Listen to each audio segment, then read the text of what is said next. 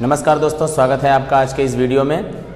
आज हम लोग सेक्शन F का क्वेश्चन नंबर 3 ले रहे हैं, जो कि पेज नंबर 119 पर दिया गया है।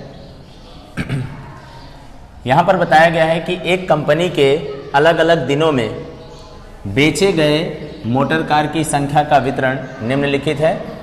उस पर से बेचे गए मोटरों की संख्या का बहुलक ज्ञात कीजिए। तो आप देख रहे हैं कि हमने यहाँ पर मोटर की संख्या 0 से 10, 10 से 15, 15 से 20, उसके बाद में 24, 26, 28, फिर दिनों की संख्या आप देख रहे हैं 8, 14, 16, 11, 4, 2। इसका मतलब मैं समझा रहा हूँ, ध्यान से समझिएगा। 0 से 10 मोटर्स की बिक्री कितने दिन तक हुई है? 8 दिन। यानी 8 दिन ऐसे रहे जब आपने 0 से लेकर के 10 तक के मोटर क्या किए? बेच दिए। 14 दिन ऐसे थे 10 से 15 मोटर की बिक्री हुई। 16 दिन ऐसे थे 15 से 20 मोटर्स की बिक्री हुई। 11 दिन ऐसा हुआ कि केवल 24 मोटर, 4 दिन ऐसा हुआ 26 मोटर, 2 दिन ऐसा हुआ कि 28 मोटर की हमने क्या की? बिक्री की। अब आप देख रहे हैं कि कुछ यहाँ पर ये जो सूचना दिखाई दे रही है, ये पूरी सूचना कहीं ना कहीं आपको दिखाई दे रहा होगा, मिक्स में दिखाई दे रही है। यहाँ से यहाँ तक आपको दिखाई दे रहा है, ये सतत दिखाई दे रहा है, और यहाँ से यहाँ तक आपको दिखाई दे रहा है ये असतत है। यहाँ पर सतत और यहाँ पर असतत। जब सूचना दोनों फॉर्म में दिखाई देती है तो उसे कहते हैं मिश्र। ऐसी सूचना को किस प्रकार की सूचना कहते हैं? मिश्र सूचना। ठीक है, यानी मिश्र आवृत्ति वितरण अगर दिया जाए, ऐसे कंडीशन में भी हमें बहुलक के असाधित सूत्र का प्रयोग करना पड़ता है। यहाँ पर सतत और यहाँ पर असतत, अगर इस प्रकार की सूचना हमें दिखाई देती है तो इसका मतलब ये मिश्र आवृत्ति वितरण दिया गया है। ऐसे कंडीशन में हमें बहुलक के असाधित सूत्र का ही प्रयोग करना पड़ता है। तो चलिए यहाँ पर लिख लेते हैं बहुलक का असाधित सूत्र।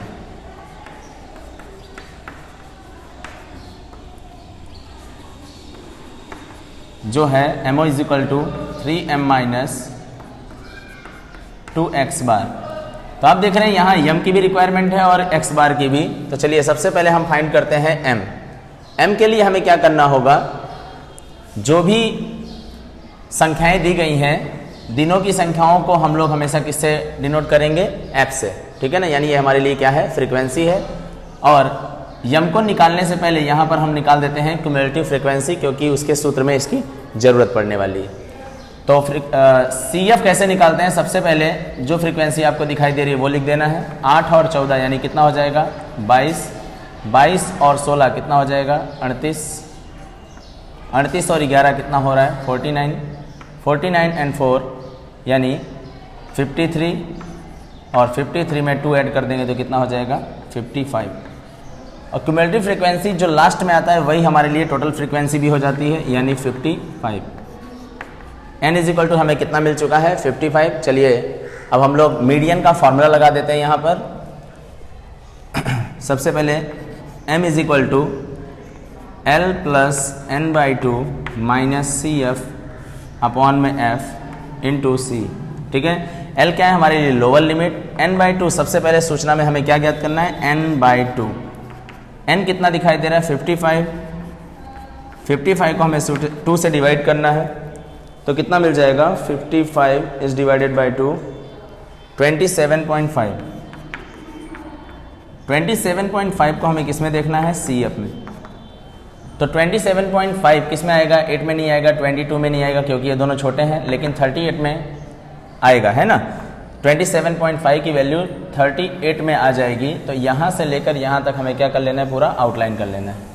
ओके, अब जो फर्स्ट वन जो हमें यहाँ पर क्लास दिखाई दे रहा है, यानी वर्ग दिखाई दे रहा है, उसमें जो लोअर लिमिट है और अपर लिमिट है, उसमें से लोअर लिमिट हमारे लिए क्या हो जाती है? L हो जाती है। तो चलिए L = हमें मिल चुका है कितना? 15।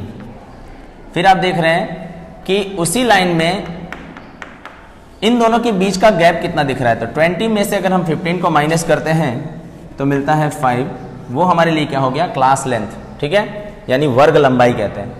उसके बाद में फ्रीक्वेंसी की लाइन में जो आउटलाइन हुआ है वो हमारे लिए क्या हो जाता है? F। फ्रीक्वेंसी हो गई हमारे लिए 16। और उसके बाद जो CF हमने आउटलाइन किया हुआ है, उसके जस्ट ऊपर का CF हमारे लिए क्या हो जाता है? CF, क्यूमुलेटिव फ्रीक्वेंसी वो कितनी दिखाई दे रही है 22। ठीक है, यानी इस फॉर्मूले में रिक्वायर्ड सभी चीज़ों की व्यवस्था हमने कर ली है। चलिए यहाँ पे सब्स्टिट्यूट कर देते हैं। एल की वैल्यू कितनी नज़र आ रही है 15 प्लस n/2 कितना दिखाई दे रहा है 27.5 माइनस सी एफ कितना नज़र आ रहा है 22 अपॉन में आ रहा है एफ 16 इंटू सी क्लास लेंथ कितना दिख रहा है 5। चलिए अब इसको सिंप्लीफिकेशन कर लेते हैं। 15 as it is plus 27.5 minus 22 यानी कितना हो जाएगा 5.5 अपॉन में 16 इंटू 5 15 प्लस इसको पूरा सिंप्लीफाई कर लेते हैं तो आप देख रहे हैं कि 5.5 into 5 and is divide by 16 तो मिल जाता है 1.72। कितना मिल रहा है 1.72। ठीक है, अब इन दोनों को क्या कर देते हैं ऐड कर लेते हैं तो 16.72 ये हमारे लिए क्या मिल गया मीडियन, जिसको हम कहते हैं मध्यका। ठीक है, तो मीडियन मिल गया। अब दूसरा किसका रिक्वायरमेंट है हमें एक्स बार। एक्स बार के लिए हमें क्या करना होगा, सबसे पहले मिड वैल्यू फाइंड करनी होगी। इस पूरे सम में हमें क्या फाइंड करना होगा मिड वैल्यू, क्योंकि आप देख रहे हैं कि यहाँ पर कुछ मतलब अंशतः जो सूचना है वो हमें सतत में दिखाई दे रहा है यानी कंटिन्यूअस में दिखाई दे रहा है। ठीक है, तो कंटिन्यूअस में दिखाई दे तो उसको सबसे पहले मिड वैल्यू में चेंज करना जरूरी है।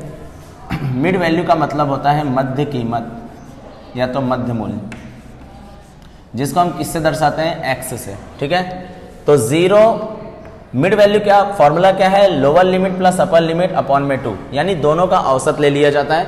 0 और 10 कितना हो जाता है 10, 10 को अगर 2 से भाग करेंगे तो हमें कितना मिल जाएगा 5। ठीक है, 15 और 10 कितना होता है 25, 25 को 2 से भाग करेंगे तो आ जाएगा 12.5 यानी 12.5। 20 और 15 यानी कितना हो जाएगा 35, 35 को अगर हम 2 से भाग करते हैं तो कितना हो जाएगा 17.5। फिर आगे हमें डिवाइड करने की जरूरत नहीं क्योंकि ये कंटिन्यूअस में था, इसको हमने डिस्क्रीट में चेंज कर लिया, यानी सतत में था उसको हमने असतत में बदल लिया यानी मध्य मूल्य में चेंज कर दिया।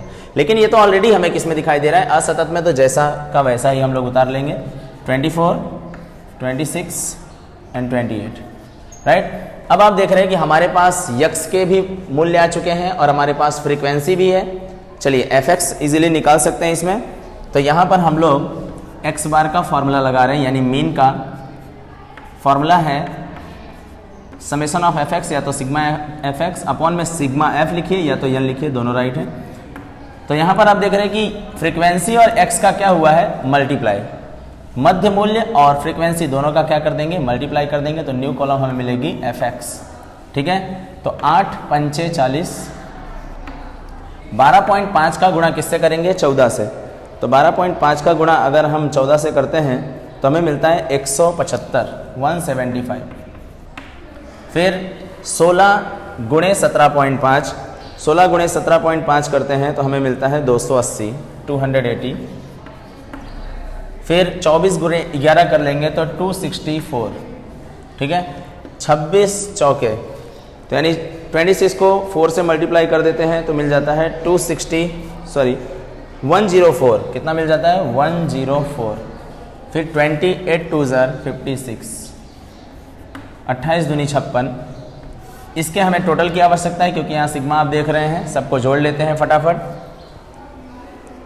तो जोड़ने पर हमें वैल्यू मिल रही है 40 प्लस 175 प्लस 280 प्लस 264, 104 एंड 56, तो मिल रहा है 919। ये क्या मिल गई हमें सिग्मा एफ एक्स। 919 को यहाँ पर लिख देते हैं 919 अपॉन में यन कितना था तो आपने पहले से ही लिख करके रखा हुआ है 55।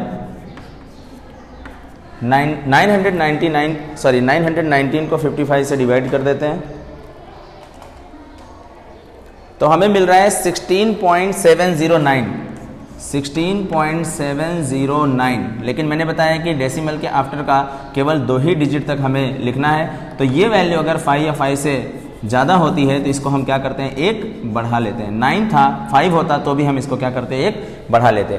तो यहाँ पर आप देख रहे हैं कि बेचे गए कारों की संख्या का जो माध्य है यानी मीन है वो कितना मिल चुका है, 16.71, और मध्यका कितनी मिल चुकी है, 16.72।